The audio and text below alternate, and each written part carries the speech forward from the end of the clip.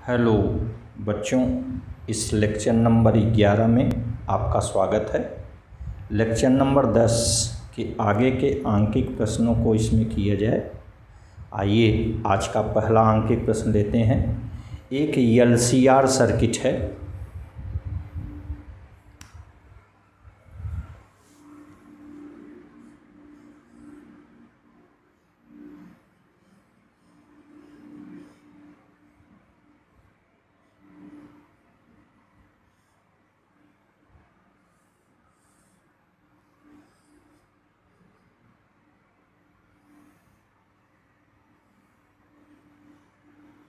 ये है यल 5 हेनरी है, सी 80 माइक्रोफैरड है, आर 40 ओम है, यह स्रोत 230 वोल्ट है और आवृत्ति 50 हर्ट्ज है। ठीक,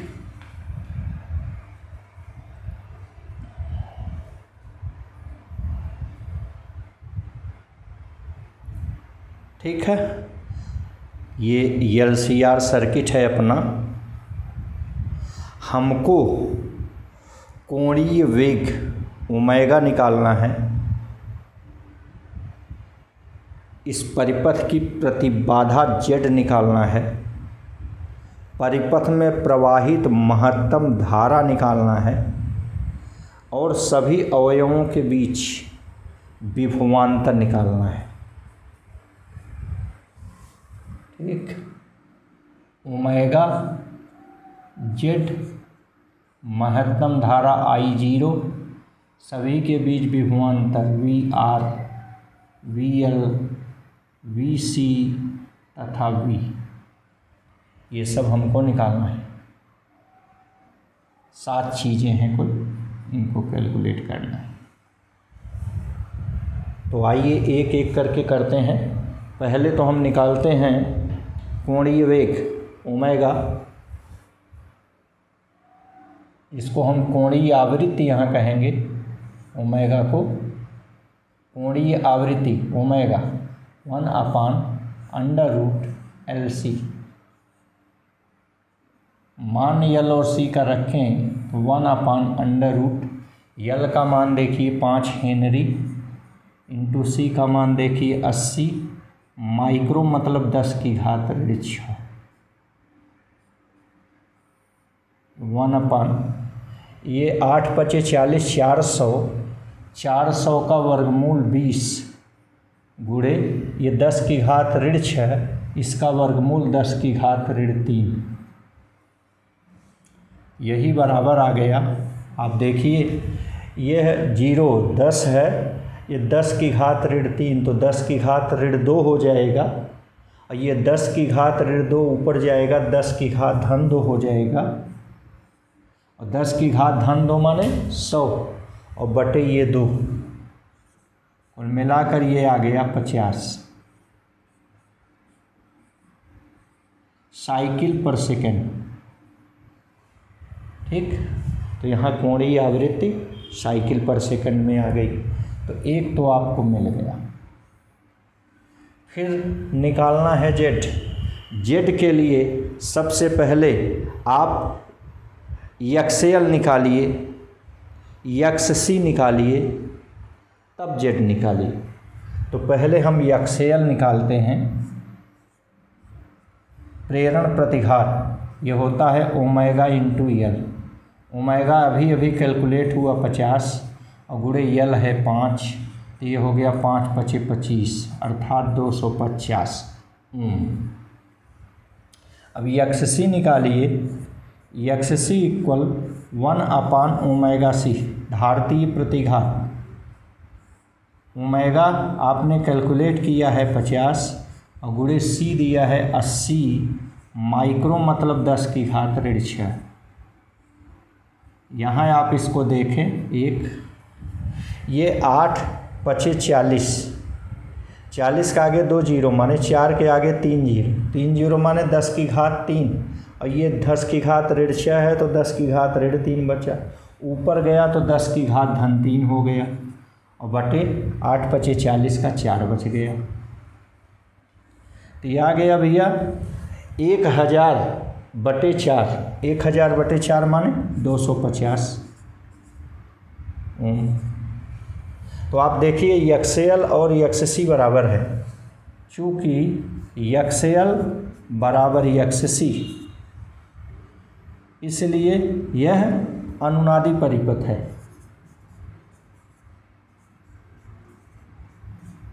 अनुनादी परिपथ, ठीक।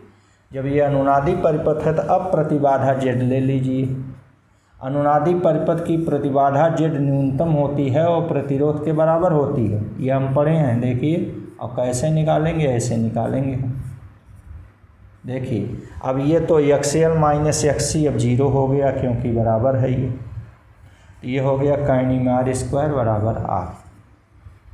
और R का मान प्रतिबाधा ये 40 ओम दिया है। तो इस ढंग से हमें ये परिपथ की प्रतिबाधा 40 ओम आ गई। तो दो चीज़ पा गए।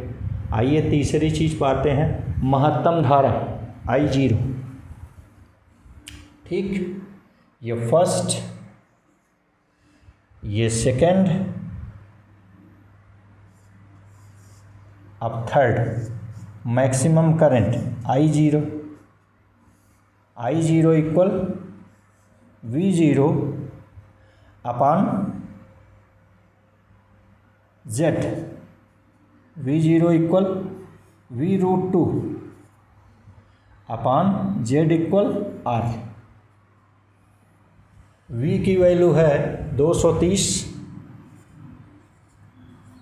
इंटू √2 का मान है 1.414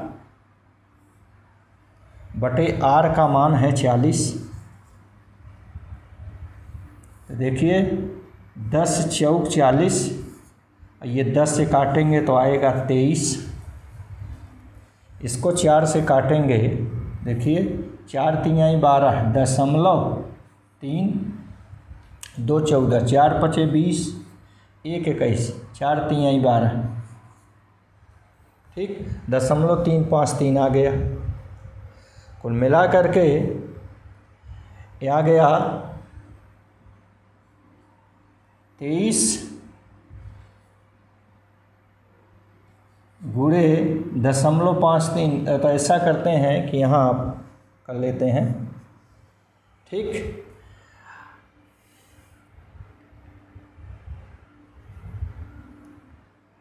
तो ये 0.4 अगर इसको हम मान लें तो 23 चौका 92, ठीक। 23 चौका 92 तो 9.2 एम्पियर के आसपास ही आ गया। अप्रॉक्सीमेट लिख लिए, आप गुणा करके कर सकते हैं। देखिए हम इसको 0.4 मान रहे हैं तो ये हो गया 23 चौका 92 तो 9.2 आ गया। तो ये I0 का मान आ गया, ठीक। अब हमको इनके बीच सब विभवांतर चाहिए, तो पहले तो IRMS निकालिए। अब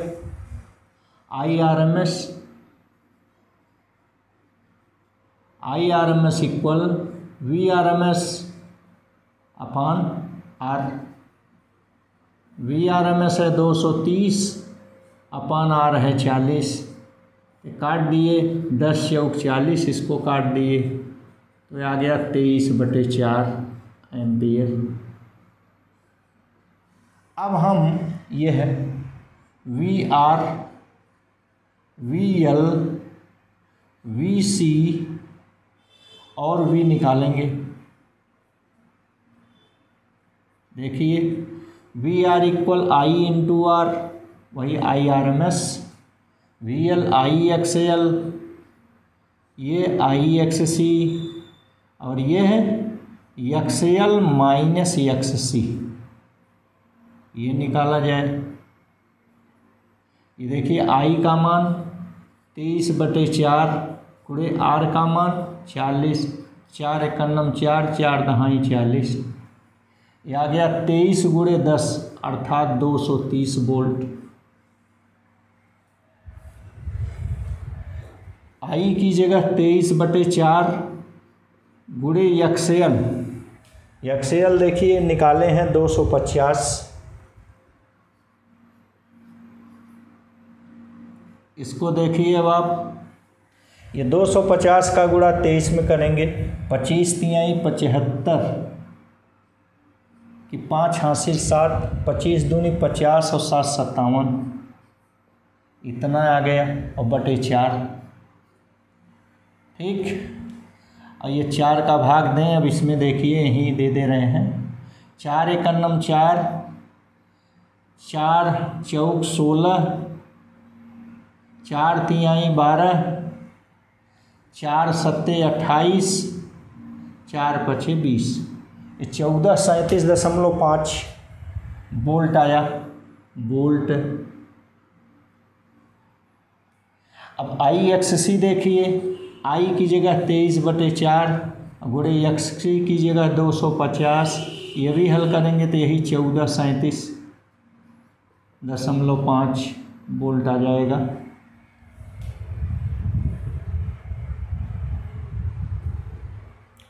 अब एक्सएल माइनस एक्ससी, ठीक, एक्सएल आप देखिए VL minus VC, sorry we निकाल रहे हैं तो ये वीएल माइनस वीसी, वीएल देखिए 1437.5 ऋण 1437.5 ये बराबर 0 आ गई। तो इस ढंग से आप सभी वैल्यू निकाल लिए, 1 2 3 4, ठीक, ये 5, ये 6, ये 7 वैल्यू हम लोग निकाल लिए। क्लियर। अब आइए एक क्वेश्चन और करते हैं। एक एलसी परिपथ है,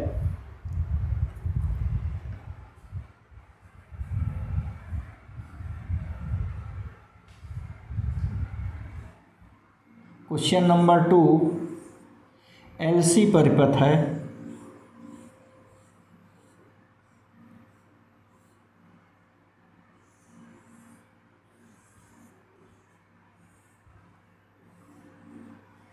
ठीक, ये एलसी परिपथ है।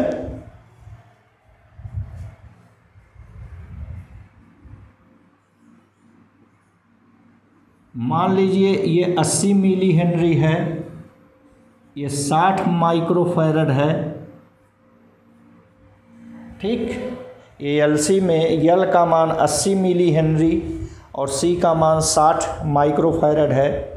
मान लीजिए जो एसी स्रोत जोड़े हैं ये 230 वोल्ट है, 50 हर्ट्ज है, 230 वोल्ट और 50 हर्ट्ज है।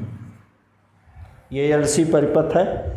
इसमें हमको महत्तम धारा, आईआरएमएस धारा और इन सभी के सिरों के बीच वोल्टेज ज्ञात करना है। ठीक, तथा इनमें क्षय शक्ति निकालना है। हमको क्या क्या निकालना है?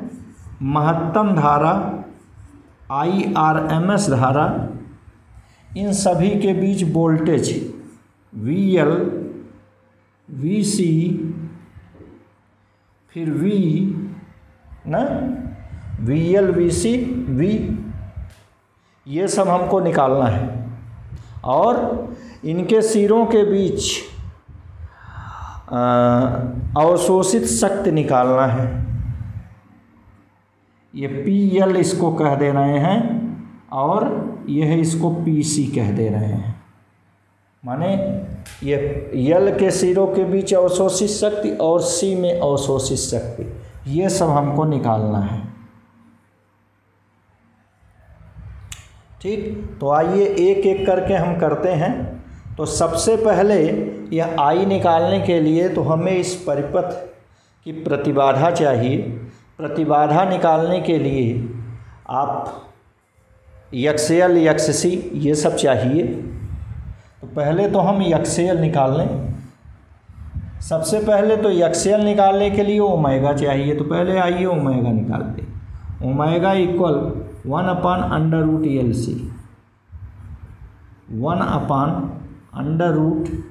1/√L की जगह 80 मिली मीन्स 10⁻³ इंटू सी की जगह 60 इंटू 10⁻⁻⁶।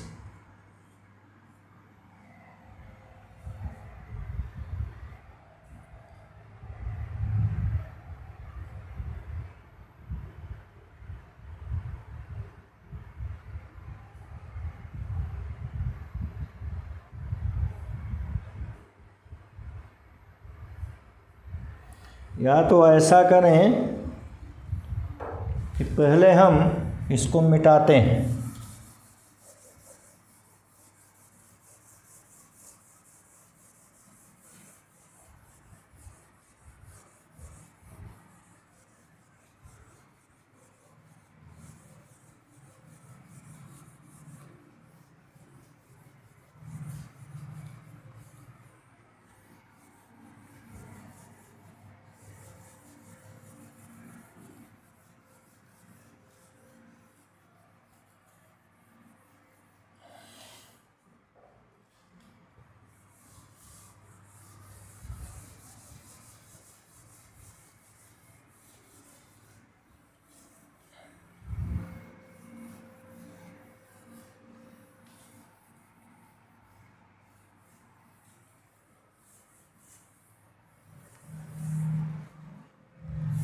ये पहले एक्सएल निकालिए। XL equal omega L equal to pi F L equal to into pi की जगह 3.14 गुणे एफ की जगह 50 हर्ट्ज गुणे एल की जगह 80 मिली हेनरी 80 गुणे 10⁻³ अब देखिए ये कितना आया। ये देखिए ये 50 दूना 100। ठीक, ध्यान दीजिएगा, ये 50 दूना 100, इसका एक जीरो हो गया 1000 माने 10⁻³ और ये 10⁻³ कट गया, तो यहाँ केवल 8 बच गया और 3.14 बच गया। कुल मिला के ये बच गया 8 गुणे 3.14। ठीक, तो 8 चौक 32 की 2 हासिल 3 8 91 8 3 11 के 1 हासिल 1 8 3 24 1 25, तो 25.12 हो गया। फिर से मिला लीजिए, ये देखिए 50 दूना 100 और एक जीरो ये 1000, 10⁻³ 3 से कट गया, यहाँ 8 बच गया और यहाँ ये 3.14, तो 8 3 24, ये कुल मिलाकर 25.12 हो गया। इतना एक्सएल हो गया। अब एक्ससी देखिए, एक्ससी इक्वल 1/ω/c,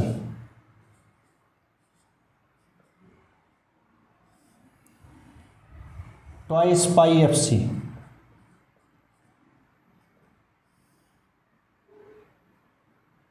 ट्वाइस पाई की जगह 3.14 और गुणे एफ की जगह 50 हर्ट्ज और गुणे सी की जगह 60 माइक्रो मतलब 10⁻⁻⁶। यहाँ भी देखिए वही है, 50 दूना 100, एक जीरो इसका 1000 माने 10⁻³ और ये 10⁻6 है तो कट कर 10⁻³ हो गया। इसको ऊपर भेज दे रहे हैं 10⁻³ और 10⁻³ माने 1000। ठीक, फिर देख लें, ये 50 दूना 100 में 2 जीरो और एक जीरो 3 जीरो, ये 10⁻³ कर दिया और ऊपर ले गए 10⁻³ माने 1000 हो गया। तो यहाँ अब आपका बचा कितना, ये तो गायब हो गया, ये बच गया 6 गुणे 3.14। ठीक, ये बच गया 6 चौक 24 की 4 हासिल आया 2, 6 91 6 और 2 8 और ये 6 त्रिक 18, ये 18.84 आ गया। कहीं भी आप भाग दे लीजिए 1000 में, इस 18.8 को हम 19 मान ले रहे हैं, तो 19 × 5 = 95 हो गया, ये 5 50 ना, 19 त्रिक 57, तो लगभग 53 के आसपास आ गया। ये 53 ओम आ गया। ठीक। अब हम प्रतिबाधा Z चाहेंगे। प्रतिबाधा Z equal XL minus XC या XL डिफरेंस XC। यहाँ XC ज़्यादा है, देखिए ये 53 है, माइनस इसको हम 25 ले रहे हैं, इसको 25, तो ये घटा दिए, 13 में से 5 गया 8, यहाँ बचा 4 से 2 गया 2, ये 28 ओम आ गया। अप्रॉक्सीमेट ले रहे हैं भाई, आप कैलकुलेट करना हो तो एकदम एग्जैक्ट गुणा भाग करके ले लीजिएगा। ठीक, ये हमारा Z आ गया। हमको चाहिए I0, तो I0 equal V0 upon Z। V0 equal V√2 upon Z equal 28। This equal V की जगह 230, कहनी में 2 की जगह 1.414 और बटे 28।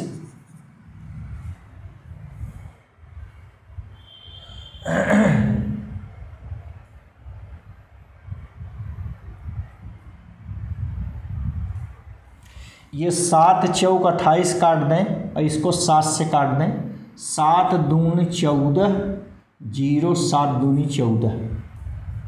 ठीक, ये आ गया है आपका 0.202।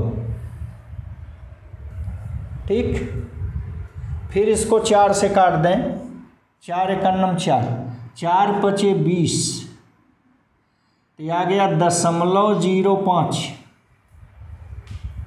ठीक, ये आ गया।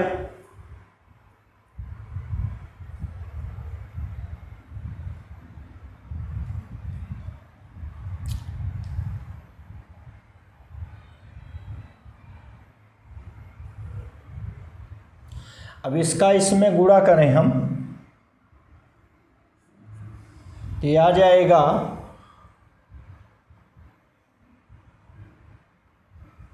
लगभग 12.5 एम्पियर। ये नियर अबाउट वैल्यू सबकी हम निकाल रहे हैं, देख लीजिए। अब इसमें ये है 0, इसको 0.5 कर देगा और 23 का आधा 11.5 सॉरी, 23 का आधा 11.5, तो 11.5 एम्पियर हमने निकाला। क्लियर? तो इस ढंग से I0 आ गया। IRMS देखिए, IRMS इक्वल VRMS अपान Z। VRMS का मान 230 और बटे Z का मान 28। ठीक, अब हम 230 में 28 का भाग कहीं दे लें,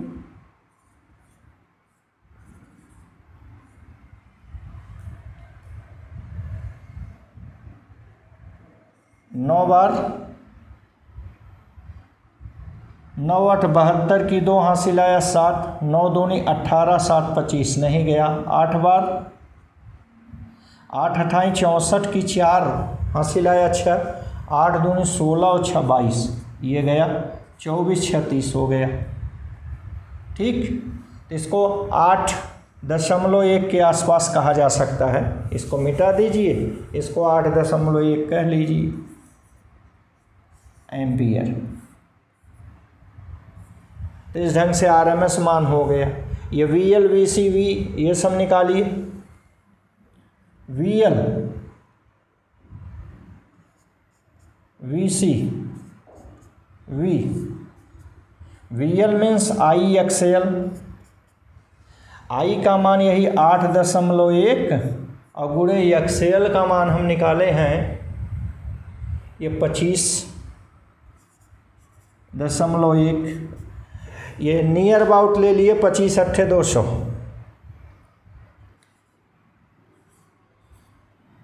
वोल्ट। अप्रॉक्सीमेट वैल्यू ले रहे हैं भाई, 25 अट्ठे 200, दशमलव दशमलव हटा दिए। VC IXC की वैल्यू, I की वैल्यू 8.1 इंटू XC हम लोग कैलकुलेट किए थे 53। तो इसको 8.1 को 8 लेकर के हम इसको हल कर रहे हैं। 8 त्रिक 24 की 4 हासिल आया 2, 8 पच्चीस 40 2 42, इतना वोल्ट हो गया। अब हम V निकाल रहे हैं तो यहाँ VC ज़्यादा है तो VC माइनस VL करेंगे। अगर VL ज़्यादा होता तो VL माइनस VC करते। अब ये 424 में से 200 घटा दिए तो ये 224 वोल्ट आ गया। ठीक, अब हम जरा P निकाल रहे हैं। आप ध्यान दीजिए, जब यल परिपथ रहता है तो वहाँ कलांतर फाई 90 अंश होता है। अगला देखिए, यल के लिए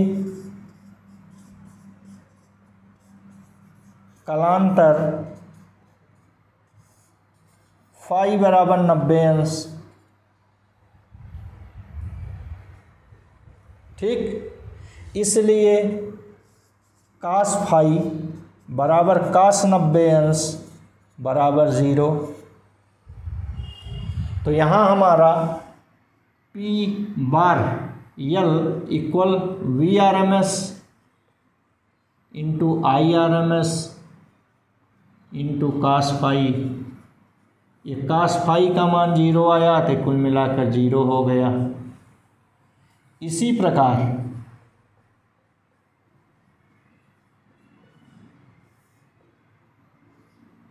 C परिपथ के लिए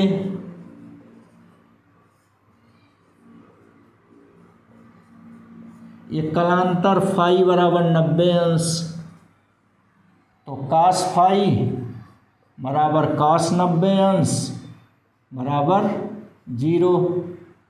तो P बार C हम अब नोटेशन लिख रहे हैं VRMS into IRMS into cos phi, और कास फाई का मान 0 है तो ये 0 हो गया।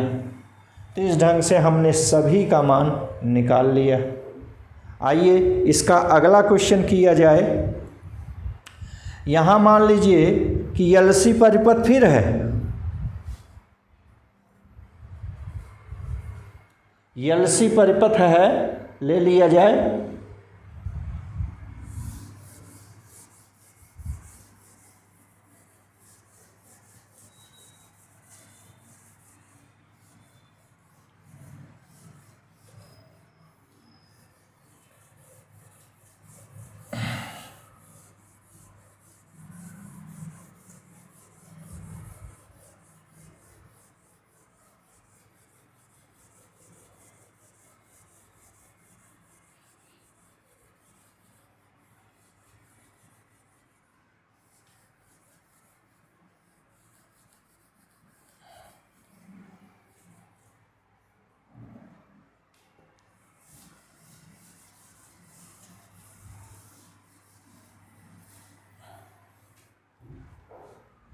ये LC परिपथ है। तीसरा क्वेश्चन आज का,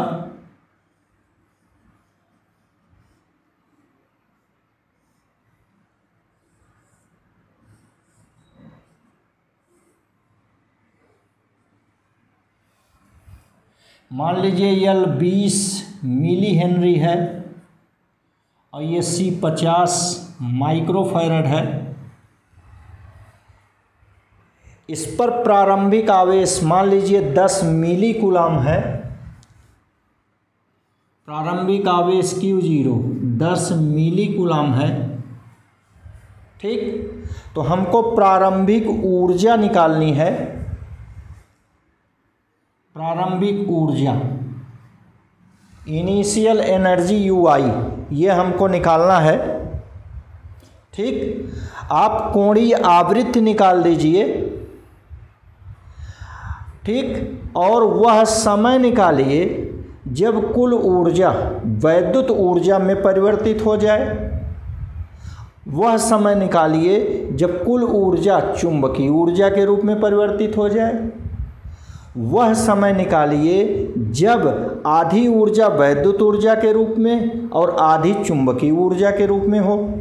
और अंत में यदि हम इसके साथ R लगा दें तो कितनी ऊर्जा क्षय हो जाएगी, ये आपको बताना है। ठीक, हमने आपसे कहा कि हमें इनिशियल एनर्जी UI चाहिए, कोणीय आवृत्ति ओमेगा चाहिए, वह समय चाहिए जब कुल ऊर्जा वैद्युत ऊर्जा हो। टाइम T कैलकुलेट करना है कब, जब U वैद्युत ऊर्जा हो।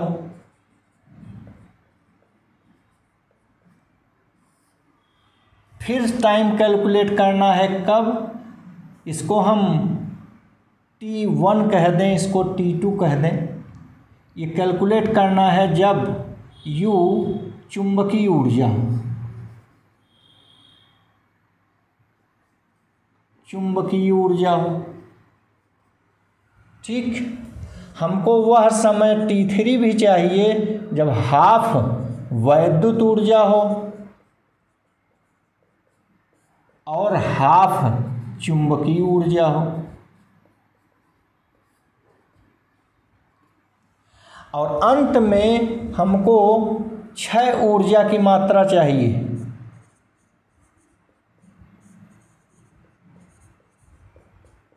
मात्रा चाहिए जब R लगा हो। ये हमारा क्वेश्चन था। क्वेश्चन तो आप समझ गए होंगे। यह LC परिपथ है, इसमें प्रारंभिक आवेश 10 मिली कूलाम है। तो हमें प्रारंभिक ऊर्जा चाहिए, कोणीय आवृत्ति चाहिए, वह समय चाहिए जब कुल ऊर्जा वैद्युत ऊर्जा के रूप में परिवर्तित हो जाए, वह समय चाहिए जब कुल ऊर्जा चुंबकीय ऊर्जा के रूप में परिवर्तित हो जाए, हमें वह समय चाहिए जब आधी ऊर्जा वैद्युत ऊर्जा के रूप में और आधी चुंबकीय ऊर्जा के रूप में परिवर्तित हो, और अंत में ऊर्जा की वह मात्रा चाहिए जो इसमें R प्रतिरोध लगाने से क्षय होती हो। इतनी बातें हमको निकालना है, इतनी बातें हमको चाहिए।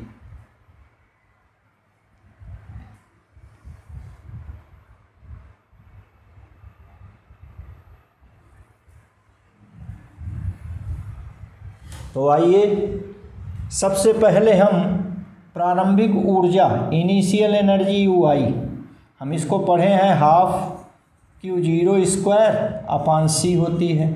ये हो गया हाफ Q0 का मान 10 मिली, 10 मिली माने 10 की घात ऋण 3 का whole square upon C। C का मान है 50 माइक्रो माने 10 की घात ऋण 6 फैरड।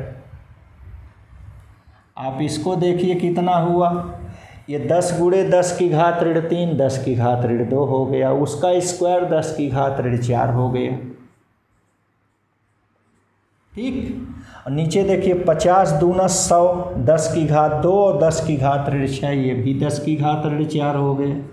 ये दोनों बराबर हैं, आपस में कट गए तो कितना आ गया भैया, एक ऊर्जा है तो जूल, 1 जूल ऊर्जा आ गई। क्लियर। अब कोणीय वेग ओमेगा देखिए कितना आएगा, सॉरी कोणीय आवृत्ति ओमेगा, ओमेगा इक्वल 1/√LC,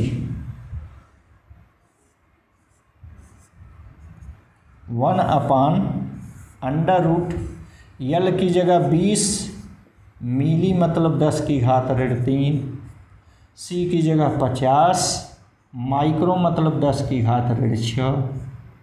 ये देखिए ये 5 दूना 10, 10 में 1 जीरो 2 जीरो ये 3 जीरो, तो 10 की घात 3 है, ये 10 की घात ऋण 3 कट गया, ये 10 की घात ऋण 6 का वर्गमूल 10 की घात ऋण 3 आया, और जब हम इसको ऊपर ले गए 10 की घात -3 हो गया, और -3 माने 1000। ठीक, इसका मात्रक साइकिल पर सेकेंड। ये दूसरा आपका उत्तर आ गया। 1000 को आप 1 किलो साइकिल पर सेकंड कह सकते हैं। चलिए ये हो गया। अब फिर देखिए, वैद्युत ऊर्जा में बदलने के लिए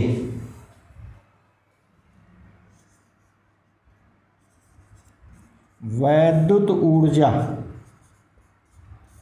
में बदलने के लिए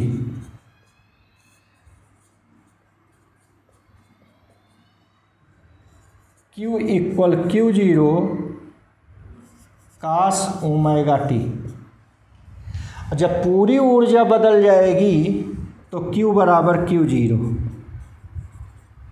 जब पूरी ऊर्जा बदल जाए तो Q बराबर Q0।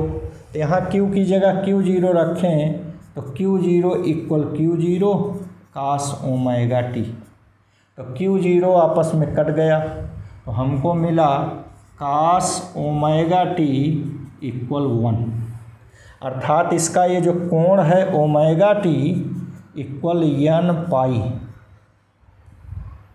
ठीक, ओमेगा टी इक्वल n पाई। यहाँ से t इक्वल n पाई अपान ओमेगा। ये हो गया n पाई, ओमेगा होता है 2 पाई अपान टी। देखिए ऊपर नीचे से पाई कट गया। तो इस ढंग से समय t बराबर आया, ये t पहुंच गया ऊपर, ये हो गया n t अपान 2।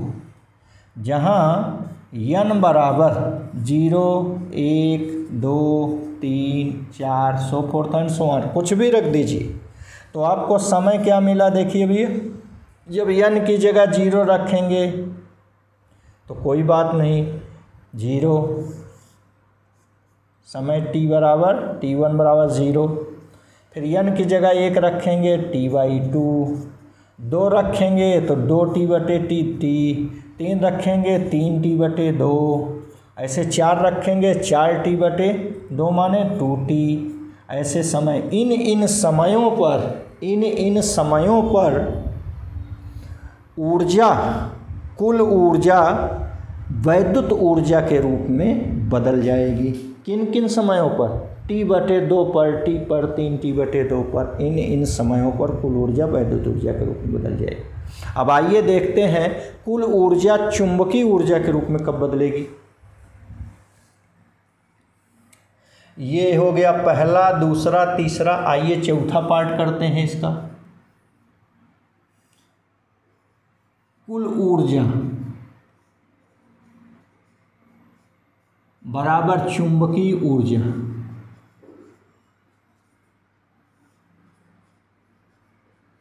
इसका मतलब वैद्युत ऊर्जा बराबर 0।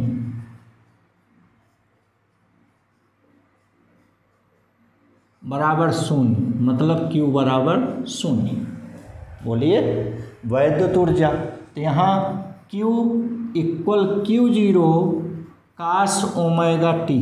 तो जब Q बराबर 0 है तो ये हो गया 0। तो cos ओमेगा टी बराबर 0। cos ओमेगा टी बराबर 0 का मतलब हुआ कि ये ओमेगा टी जो है यह π/2 का आड मल्टीपल हो, 2n+1। जब π/2 का आड मल्टीपल होगा तब cos का कोणांक 0 होगा। याद रखिए ये सब। तो इस ढंग से t बराबर ये हो गया 2n+1 π/2 अपान ओमेगा। ओमेगा थोड़ी देर पहले आप किए थे 2 पाई अपान टी। ये हो गया 2n+1 इंटू π/2।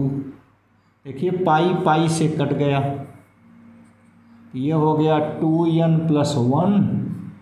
भैया ये टी सबसे ऊपर पहुंच गया और 2 दूना 4 हो गया। तो इन समयों पर, अब समय कौन सा है, n बराबर 0, 1, 2, 3 रख दीजिए। तो t बराबर n बराबर 0 रखेंगे तो t/4, n बराबर 1 रखेंगे, 2 दूना 4, 1, 5, 5t/4। दो एक नम दो एक तीन, 3t/4, ऐसे ही 5t/4, ऐसे डॉट डॉट डॉट। यहाँ for all n = 0 1 2 dot dot dot ऐसे रखते चले जाइए। अर्थात इन समयों पर कुल ऊर्जा चुंबकीय ऊर्जा के रूप में बदल जाएगी। अब आइए देखते हैं, ये समय को आप घेर दीजिए, यहाँ सब वैद्युत ऊर्जा के रूप में बदलेगी, ये चुंबकीय ऊर्जा के रूप में बदलेगी। ठीक, अब आइए इसका 5वां पार्ट करते हैं। ठीक, 5वां पार्ट किया जाए कि इसमें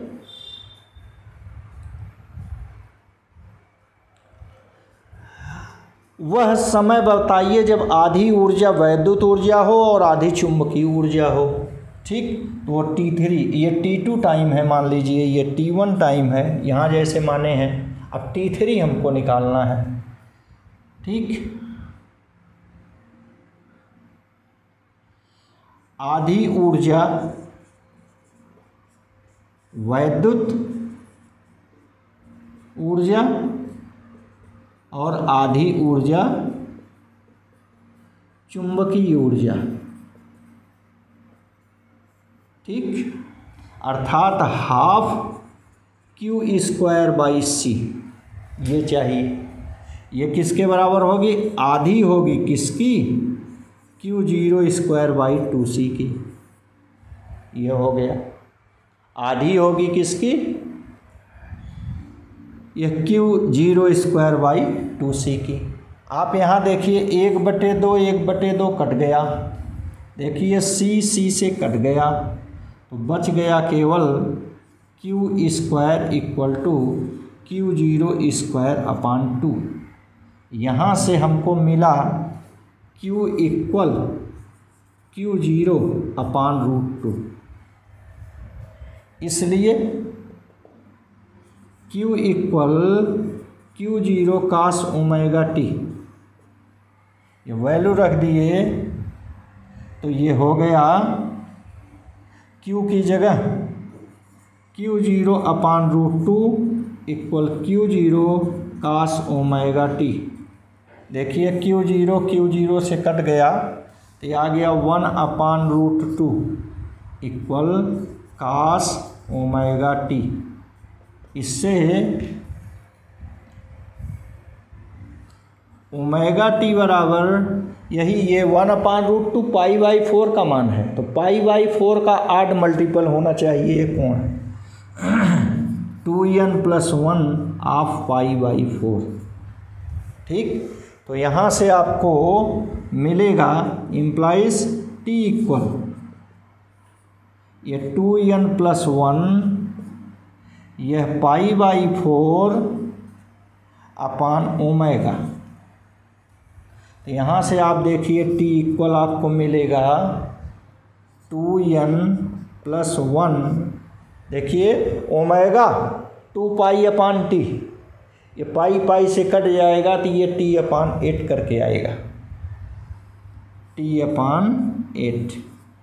देख लो ये 2π/T आएगा, पाई से कट जाएगा, T पहुंच गया ऊपर, 2 चौका 8 हो गया π/8 का, T/8। जैसे ऊपर हल किए हैं एकदम वैसे ना। For all n = 0 1 2 3 so forth and so on। ये समय T कितना आया भाई? T3 = 0 रखेंगे तो यह देखिए T/8, और जब 1 रखेंगे 2 1 2 1 3 T/8,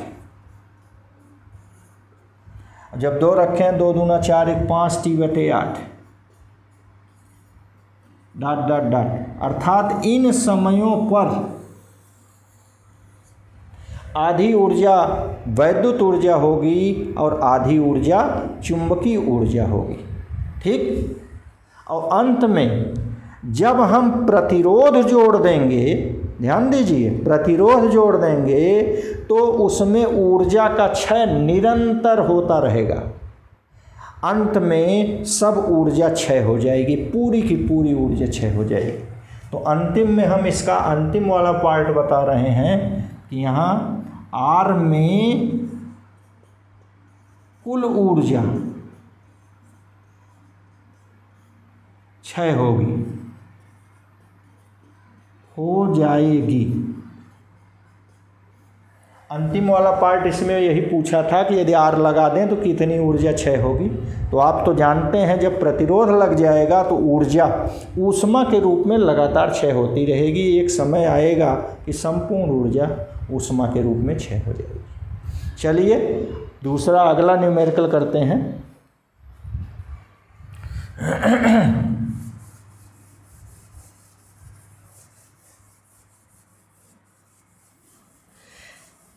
हम लोग एलसीआर परिपथ लिए और 2 क्वेश्चन एलसी परिपथ का लगाए। ठीक, तो ऐसे ही हम भिन्न भिन्न परिपथ ले करके भिन्न भिन्न क्वेश्चन करते हैं। तो कम से कम एक एक परिपथ पर एक एक क्वेश्चन तो कर ही लिया जाए।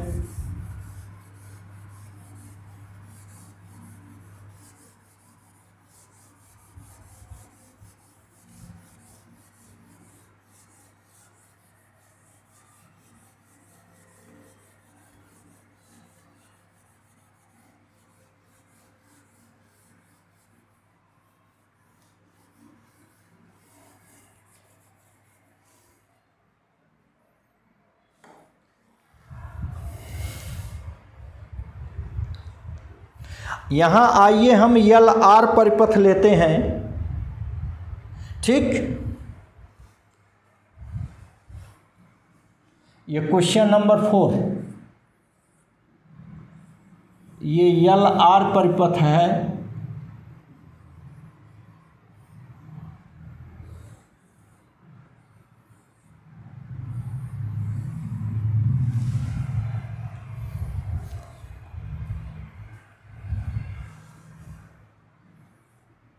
मान लीजिए ये 0.5 हेनरी है, ये 100 ओम है। ठीक, 0.5 हेनरी 100 ओम। ये मान लीजिए कि एसी स्रोत है जिसका वोल्टेज 240 है, इसकी आवृत्ति 50 हर्ट्ज है। यह है, तो हमको इस परिपथ में प्रवाहित महत्तम धारा I0 निकालना है। वह समय पश्चाता निकालनी है।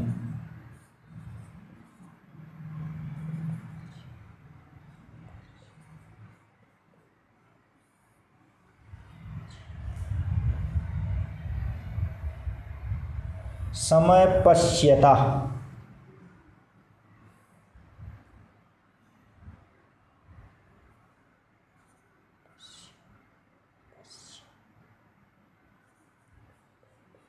समय पश्चाता कितना समय लगा वो हमको निकालना है। ठीक, तो आइए देखते हैं। तो सबसे पहले तो महत्तम धारा के लिए इस एलआर परिपथ की प्रतिबाधा जेड चाहिए, और इस प्रतिबाधा जेड के लिए हमको सबसे पहले एक्सएल चाहिए। तो आइए पहले हम एक्सएल निकालते हैं। XL equal omega L equal 2πfl equal 2 into pi का मान 3.14 गुणे एफ का मान 50 गुणे यल का मान 0.5। ठीक, देखिए ज़रा सा, ये 50 दूना 100 हो गया। 100 में 2 जीरो होता है, 3.14 का जीरो काट दिया, 314 हो गया। और ये 0.5 माने आधा, 314 का आधा 157 हो गया। तो एक्सएल का मान भी आ गया 157 ओम। क्लियर है? अब आगे आ जाइए। Z equal √r² plus XL square. R देखिए है 100, तो 100 का square plus XL square. XL square है 157 का होल स्क्वायर ठीक, इसको जब हम हल करेंगे तो ये 186 के आसपास आता है, इतना ओम। ये जेड आ गया। अब आइए आप गुणा भाग कर लीजिएगा, ये आएगा। अब आइए करते हैं I0 equal V 240 √2 upon Z. पहले सूत्र लिख लिया जाए, V √2 अपान जेड। V का मान है 240, √2 का मान 1.414, अपान जेड का मान है 186। ठीक, अब आप देखिए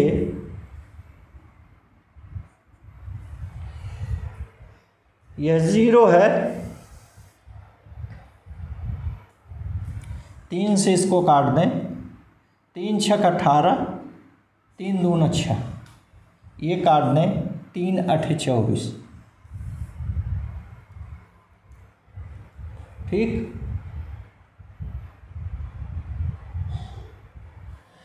ये 2 से काटें, 31 दूना 62, ये 2 से काट दें तो आ गया 40। अब आप देखिए यह 0 का दशमलव यहाँ आ जाएगा 14.14, तो 14 चौका 56 .56 और बटे 31। ठीक, तो ये आ गया। अब इसको हल किया जाए,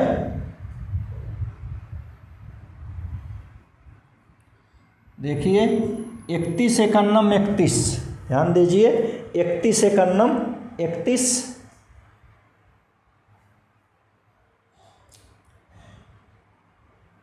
31 25 56 होता है, 255 ना। यहाँ देखिए 56 में हम 31 का भाग दे रहे हैं। एकन्नम गया तो 31 आया, 6 से 1 गया 5, 5 से 3 गया 2, 25 आ गया।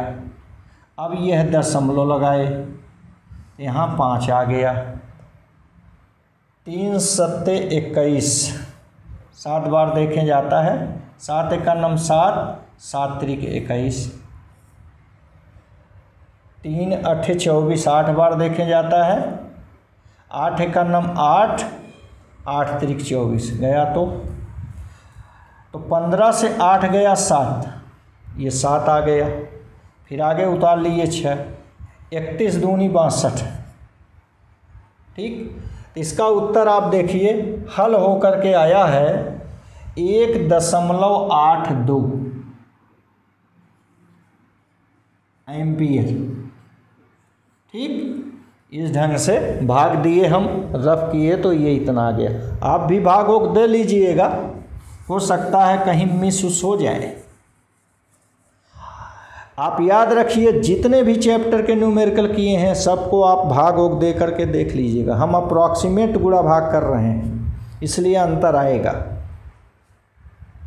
ठीक, ये I0 आ गया। अब आगे देखिए समय पश्चात, इसके लिए हम सबसे पहले कलांतर निकालेंगे। कलांतर में हम सूत्र पढ़े हैं tan फाई इक्वल XL अपान R। XL का मान है यह 157 और बटे R का मान है 100। इस ढंग से फाई बराबर आया tan इनवर्स 1.57। इसको हम टेंजेंट टेबल से देखेंगे भैया, इसका मान जब हम टेंजेंट टेबल से देखेंगे तो यहाँ फाई बराबर आ जाएगा यह 57.5 अंश। ठीक, ये 57.5 अंश आएगा। अब समय पश्चात सूत्र हम पढ़े हैं कलांतर बराबर 2 पाई बटे टी गुणे समयांतर। ये सूत्र होता है कलांतर बराबर 2 पाई बटे टी गुणे समयांतर। इसी सूत्र से समयांतर बराबर हो जाएगा ये टी बटे 2 पाई, देखिए ये 2 पाई बटे टी उधर गया उलट गया, टी बटे 2 पाई गुणे फाई, ये आ गया। अब आप अपना समयांतर निकाल सकते हैं, डेल्टा टी इक्वल फाई का मान अभी अभी हम लोगों ने निकाला है 57.5 अंश बटे 2 पाई का मान होता है 360 अंश, ठीक, और गुणे टी, टी बराबर आवर्तकाल बराबर 1 बटे आवृत्ति। देखिए आवृत्ति का मान है 85, ये आ गया। अब आप इसको थोड़ा हल कीजिए, देखिए ध्यान दीजिए, ये 0 अगर यहाँ कर दें तो 500 हो गया, 2 का ऊपर नीचे गुणा कर दें तो नीचे 1000 हो गया, तो ये 57 दूनी 114 115 आ गया। हमारी बात फिर से समझ लें, ये 0 इधर किए तो 500 हो गया, 2 का ऊपर नीचे गुणा किए 57 दूनी 114 115 आ गया, और बटे 500 का 1000 हो गया। 1000 माने 10 की घात 3, ऊपर ले गए 10 की घात ऋण 3, और ये बटे 360, 360 का ये इधर चला गया 0, ये आ गया। क्लियर? फिर से समझ लीजिए, ये 0 इधर आया 500, 2 का ऊपर नीचे गुणा किए 1000, 1000 माने 10 की घात 3, ऊपर ले गए 10 की घात ऋण 3, तो ये इसका डबल हो गया 115 बटे 36, ठीक,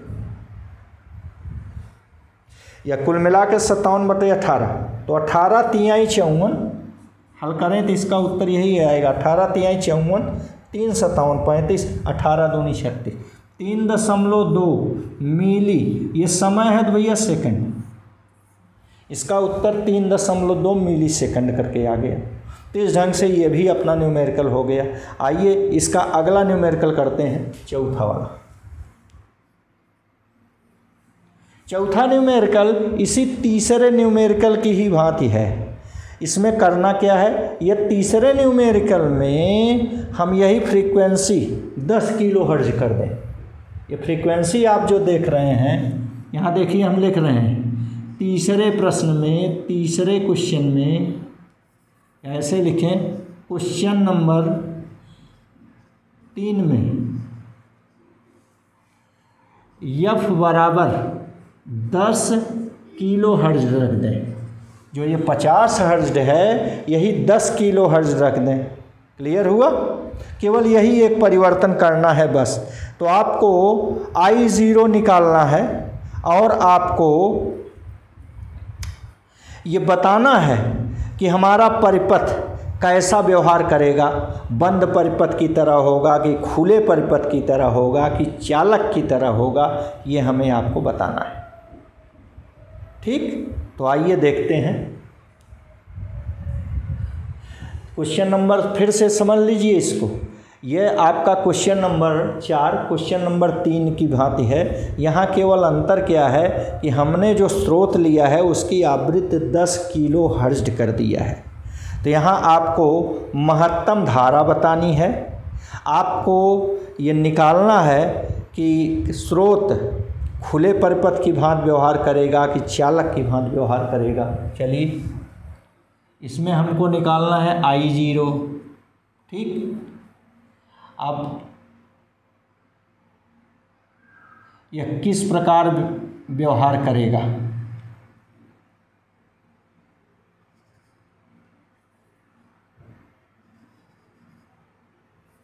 कब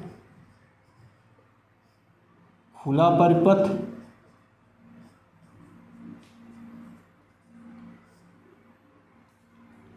वह डीसी के लिए कैसा व्यवहार होगा, डीसी के लिए।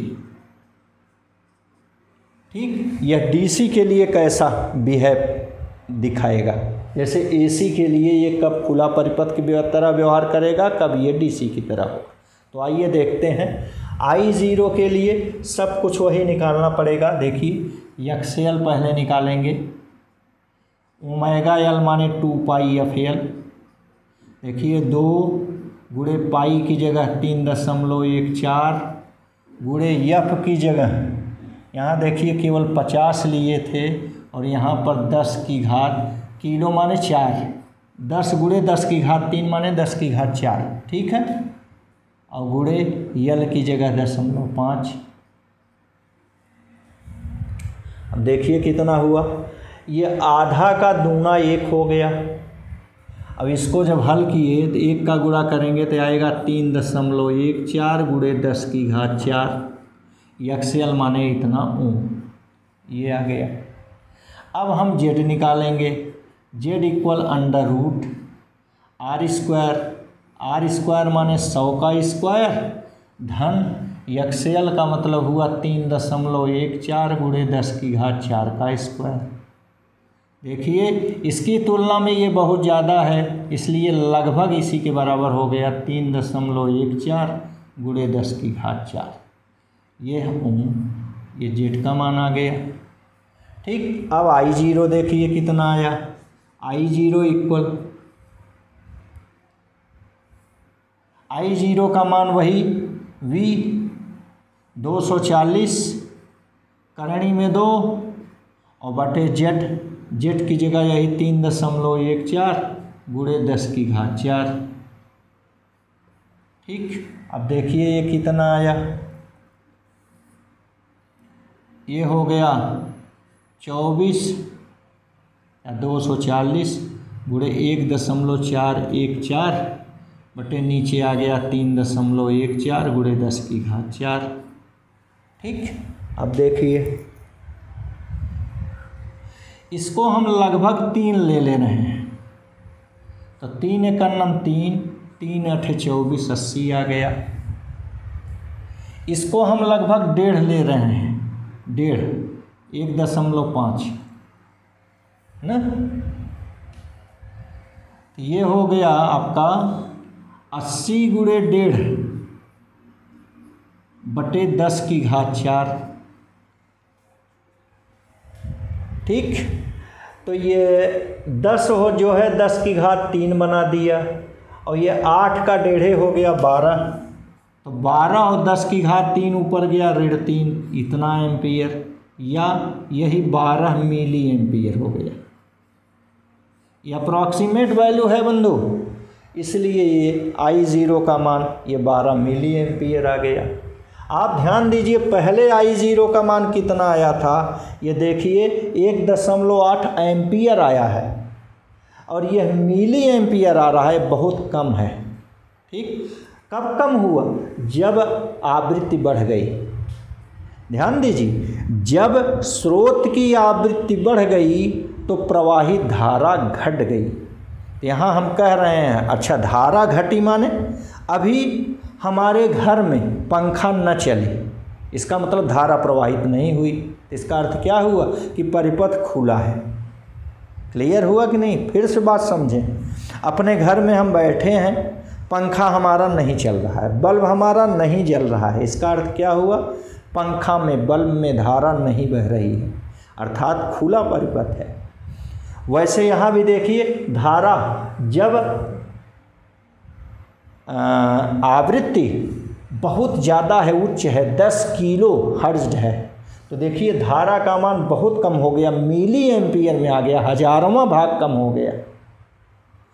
धारा कम हो गया का अर्थ क्या हुआ, धारा बह ही नहीं रही है, बह नहीं रहे माने खुला परिपथ। तो यहाँ हम लिख देंगे अतः उच्च आवृत्ति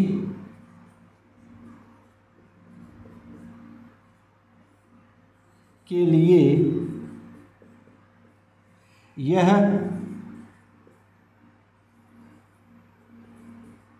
खुला परिपथ की भांति व्यवहार करेगा, की भांति व्यवहार करेगा। क्यों ऐसा है? क्योंकि यहाँ पर धारा एकदम कम हो गई है। ठीक, इसीलिए लिखे हैं, यहाँ लिख दीजिए कि चूंकि धारा बहुत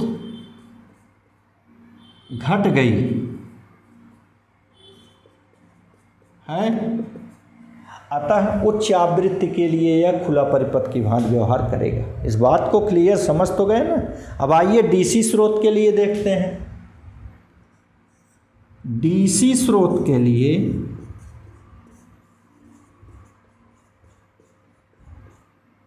ओमेगा बराबर 0, तो फिर ये एक्सएल जो कि ओमेगा एल होता है ये भी 0 हो गया ना। एक्सएल ये क्या हो गया, 0 हो गया। जब ये 0 हो गया, एक्सएल माने प्रतिरोध, प्रतिरोध शून्य है तो कैसा व्यवहार करेगा, चालक की भांति व्यवहार करेगा। चूँकि यहाँ एक्सएल बहुत कम है, प्रतिरोध बहुत कम है, अतः यह चालक की भांति व्यवहार करेगा।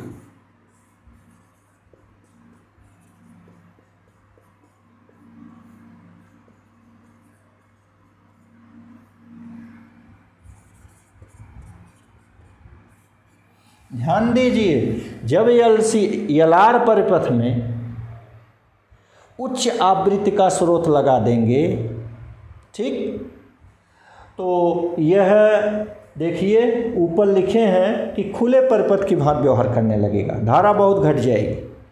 अगर इसी के स्थान पर डीसी स्रोत लगा देंगे तो वह बिल्कुल चालक की भांति व्यवहार करेगा, क्योंकि यहाँ एक्सएल शून्य हो जा रहा है। चलिए आइए अगला प्रश्न करते हैं।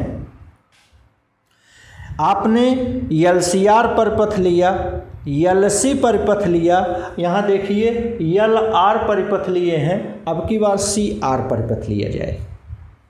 क्लियर है ना, सीआर परिपथ आइए लेते हैं।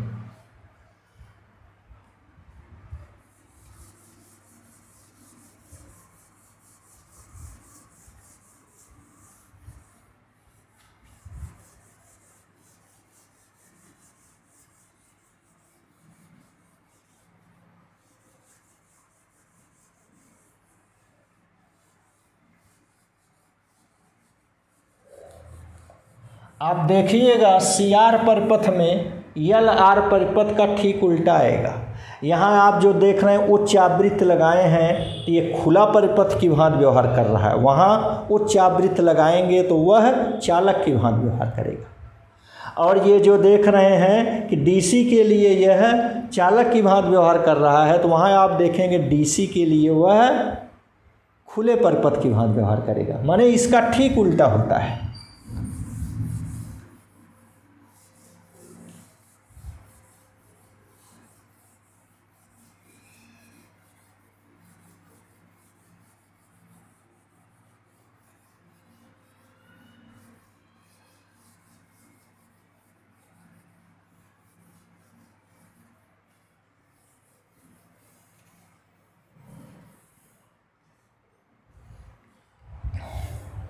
ये क्वेश्चन नंबर 6 होना चाहिए,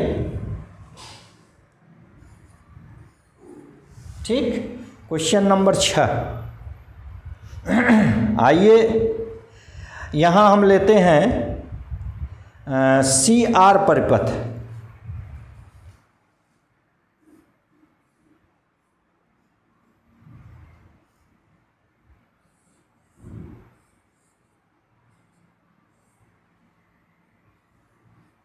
ठीक, सीआर परिपथ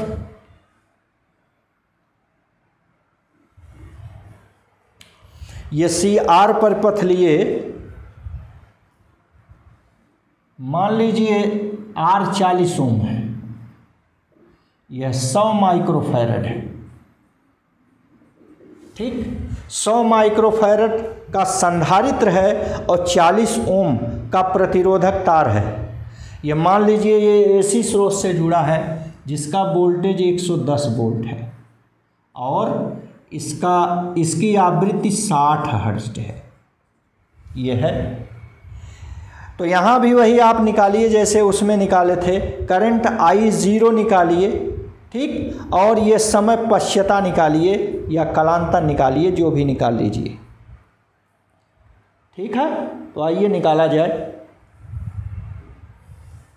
इसमें क्या निकालें, I0 निकालें और वही समय पश्चता निकालें, ठीक। तो I0 के लिए सबसे पहले तो वही चाहिए Z, और Z के लिए यहाँ XC चाहिए। XC means 1/ωc, ωc means twice pi FC। ये हो गया ट्वाइस, पाई की जगह 3.14 और F की जगह 60 और C की जगह 100। माइक्रो माने 10 की घात ऋण 6। ठीक, ये हो गया। अब इसको हल किया जाए। देखिए,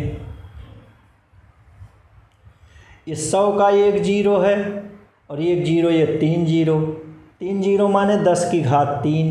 ये 10 की घात ऋण 6 कटकर 10 की घात ऋण 3 हो गया। इसको ऊपर ले गए तो 10 की घात धन 3 हुआ। 10 की घात धन 3 माने 1000। क्लियर। अब यहाँ बच गया 6 दूनी 12, 12 चौक 48 की 8, हासिल आया 4, 12 का नम 12 4 16 की 6, हासिल आया 1, 12 तिहाई 36 और 1 37। ये आ गया। ठीक, अब 1000 में 37 का कहीं रफ में भाग दे लीजिए।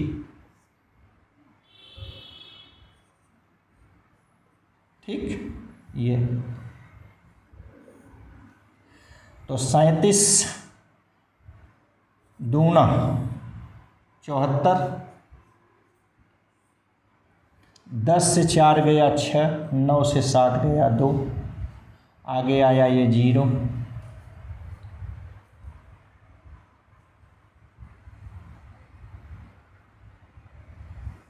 7 बार देखें।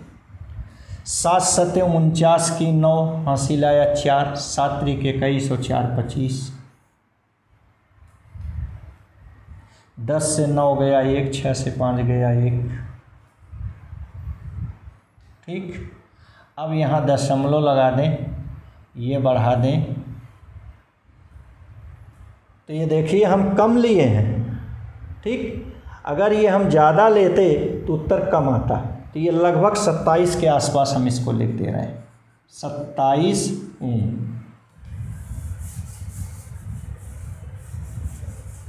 ठीक, तो ये लिख दिए हम लगभग 27 ओम ई एक्स से। अब Z equal under root R square plus E X C square. ये हो गया अंडर रूट, आर का मान है 40 का स्क्वायर धन ये 27 का स्क्वायर। ठीक, अब देखो भैया 40 का स्क्वायर होता है 1600 धन 27 का स्क्वायर 7 सत्ते 49 की 9, हासिल आया 4, 7 दूनी 14 दूनी 28, 4 32 की 2, हासिल आया 3, 2 दूनी 4 और 3 7, 729 हो गया। फिर रफ किया जाए, ये 1600 में 729 जोड़ेंगे तो आएगा 9 2 6 7 13 3 हासिल 1 2 1 3, इतना आ गया। अब इसका वर्गमूल लिया जाए, 4 चौक 16,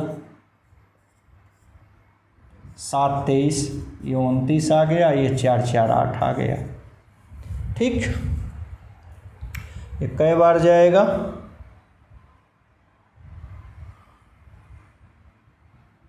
8 बार जाएगा क्या? 8 अट्ठाई 64 की 4, 8 अट्ठाई 64 4 हासिल 6, 8 अट्ठाई 64 और 6 70, 9 से 4 गया 5, ये 2 25 आ गया। ठीक, ये लगभग 48 आ गया, 48 ओम। ये जेड का मान ये आ गया। ठीक, इसको हल करेंगे तो 23 29 आएगा, ये 48 ओम, और ये हल कर रहे हैं करनी में 23 29, इनको जोड़ेंगे तो 23 29 आ गया। इसका वर्गमूल लिए तो 48 ओम लगभग आ गया। तो इस ढंग से जेड आ गया। I0 देखिए, V का मान है 110, करणी में 2 का मान 1.414 और बटे जेड का मान है 48।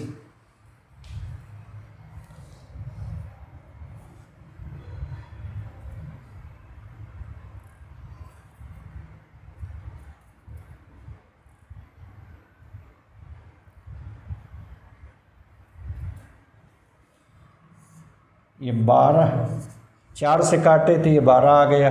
इसको 4 से काटे, 4 तिहाई 12, 4 पचे 20,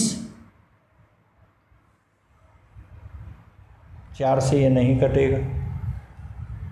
ऐसा करते हैं कि इसका गुणा कर देते हैं, छोड़िए। देखिए ये ज़ीरो जीरो जब करेंगे तो 14 14 आ जाएगी, 11 का गुणा, ये हुआ 11 चौक 44 की 4 हासिल 4, 11 का नम 11 4 15 का 5 हासिल 1, 11 चौक 44 1 45 की 5 हासिल 4, 11 का नम 11 4 15। ठीक,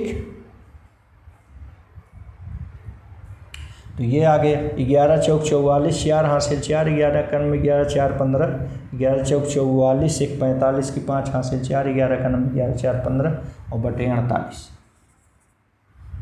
ठीक,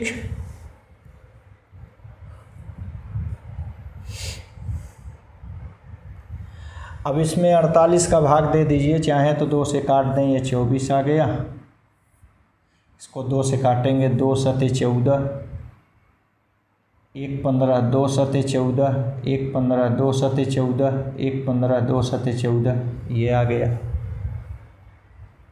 ठीक, अब 24 से भाग दे दीजिए, 7 7 7 7 भागे 24, कहीं भी करिए, 24 तिहाई 72, 7 से 2 गया 5 57, 24 दूना 48, 17 से 8 गया 9,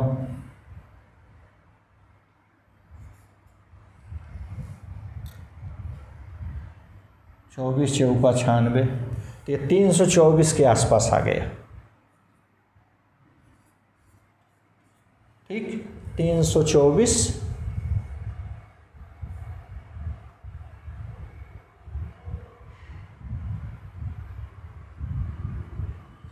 ये 3 अंक पर दशमलव, देखिए यहाँ पर 3 अंक पर दशमलव ये आ गया, ये 3 अंक पर दशमलव ये आ गया, ये 3 अंक पर दशमलव ये आ गया, इतना एम्पियर। ये आप मिला लीजिएगा भाई सबको, गुणा भाग जल्दबाजी में कुछ भी कम ज़्यादा हो सकता है।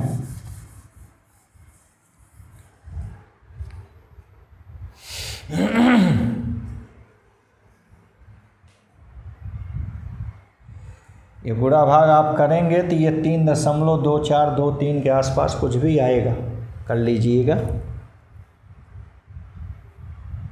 ठीक, तो ये आया, ये देखिए 0 दशमलव का जो 0.324 लिख रहे थे, ये 0 जो है इसका काट कर 3.24 या 3.2 करके एम्पियर आ जाएगा। तो ये आ गया I0 का मान। हमको डेल्टा टी चाहिए, थोड़ी देर पहले हम लोग डेल्टा टी का सूत्र लिखे थे, डेल्टा टी बराबर टी बटे 2 पाई और गुणे फाई, टी बटे 2 पाई गुणे फाई। तो फाई पहले निकाल लिया जाए, कलांतर, कलांतर फाई, tan फाई बराबर XC बटे R, ये tan फाई का मान है। XC का मान निकाले हैं ये 27 और बटे R का मान है 40। ठीक, ये है, ये tan, ये फाई बराबर tan इनवर्स 27 बटे 40। ठीक, फाई बराबर tan इनवर्स 27 बटे 40, ये लगभग आता है 33.5 अंश। ठीक, 33.5 अंश। अब आप ये डेल्टा टी निकाल सकते हैं,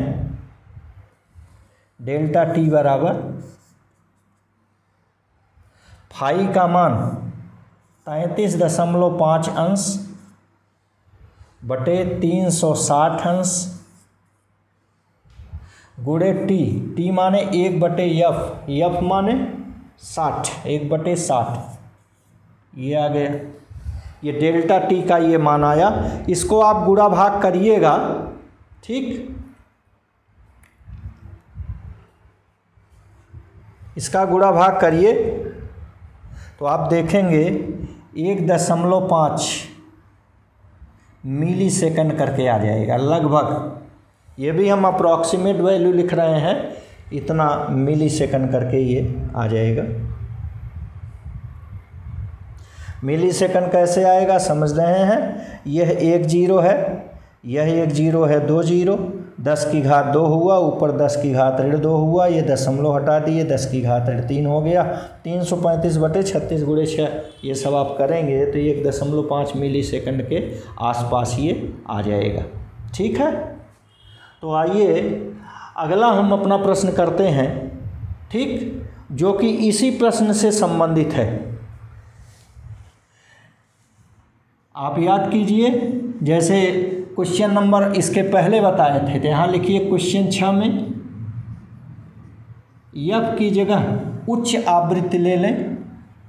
जैसे ये यहाँ हम 60 हर्ट्ज लिए हैं तो यहाँ 12 किलो हर्ट्ज ले लें, उच्च आवृत्ति ले लें। ठीक, तो थोड़ी देर पहले पूछे थे कि परिपथ खुले परिपथ की भांति व्यवहार करेगा कि बंद परिपथ की भांति व्यवहार करेगा। कब? खुला परिपथ और दूसरा डीसी स्रोत का व्यवहार। डीसी स्रोत लगा दें तो क्या होगा। ठीक, इसमें भी I0 निकालिए। क्लियर है ना, सब कुछ वही है, कोई अंतर नहीं है, केवल आपको हमने आवृत्ति जो कि यहाँ बहुत कम थी वहाँ हमने आवृत्ति को बहुत ज़्यादा ले लिया बस। तो आइए देखते हैं।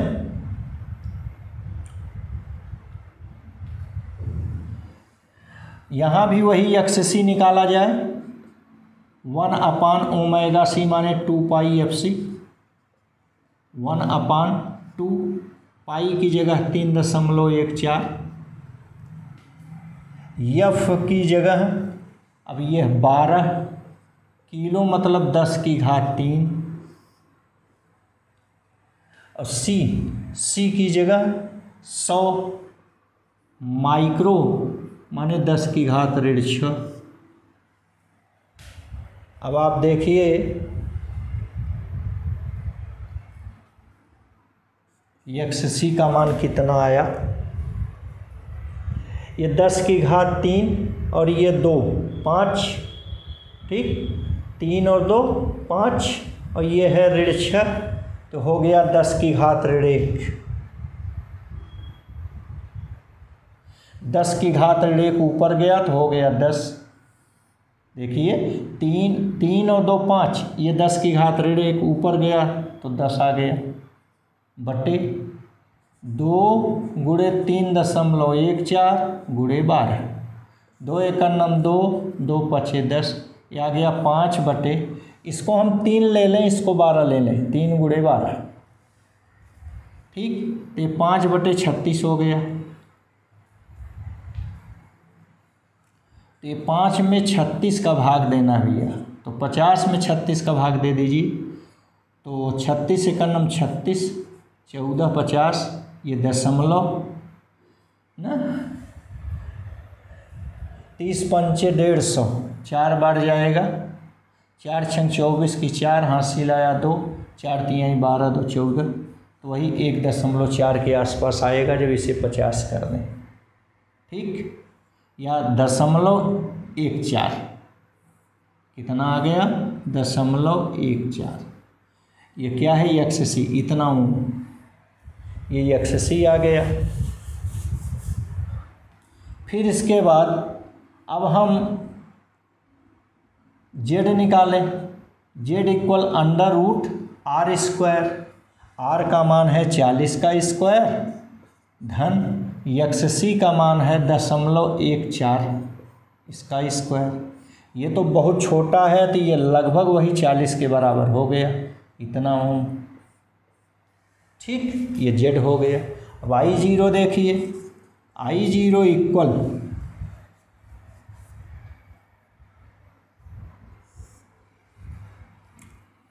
V 110 करणी में 2, 1.414 बटे Z, ये आ गया 40, ये 4 हो गया, ये 11 हो गया, ठीक।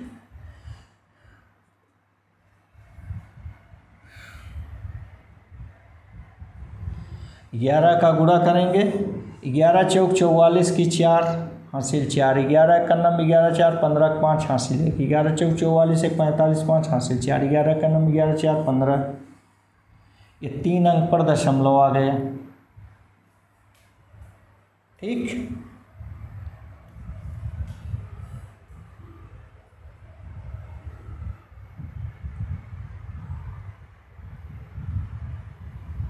बटे 4,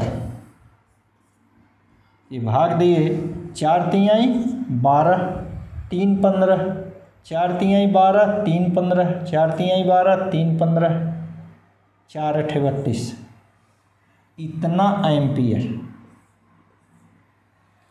ठीक, ये 3.3 एम्पियर ये इसकी करंट आ गई।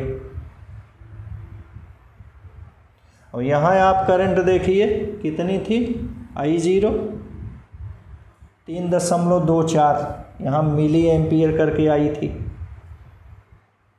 ठीक, तो यहाँ आप देख रहे हैं कि करंट बहुत बढ़ गई। जब करंट बढ़ गई तो इसका मतलब यह है चालक की भांति व्यवहार करेगा। चूँकि यहाँ धारा बढ़ रही है, अतः उच्च आवृत्ति के लिए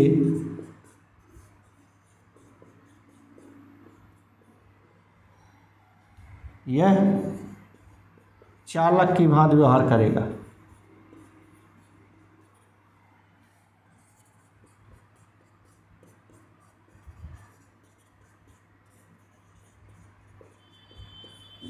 ठीक, अगला देखिए डीसी स्रोत के लिए।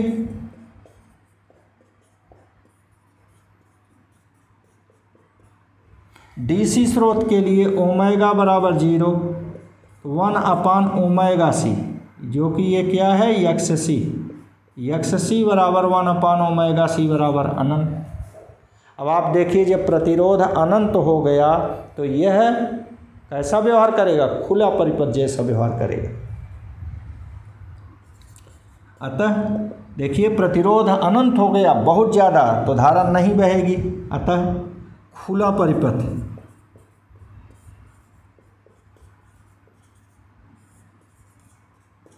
की भांति व्यवहार करेगा।